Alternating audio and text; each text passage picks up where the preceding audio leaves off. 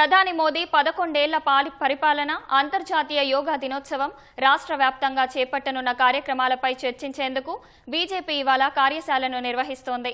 BJP రాష్ట్ర కార్యాలయంలో మధ్యాహ్నం 2 గంటలకు కేంద్ర మంత్రి కిషన్ రెడ్డి అధ్యక్షతన కార్యశాల జరగనుంది. ఈ కార్యశాలకు ముఖ్య అతిథులుగా రాష్ట్ర వ్యవహారాల ఇన్ఛార్జి అభయ్ పాటిల్, జాతీయ ప్రధాన కార్యదర్శి, సంస్థాగత వ్యవహారాల రాష్ట్ర ఇన్ఛార్జి సునీల్ బన్సాల్ హాజరు కానున్నారు. ఈ కార్యశాలలో పార్టీ ఎంపీలు, ఎమ్మెల్యేలు, ఎమ్మెల్సీలు, రాష్ట్ర పదాధికారులు, జిల్లా అధ్యక్షులు పాల్గొననున్నారు.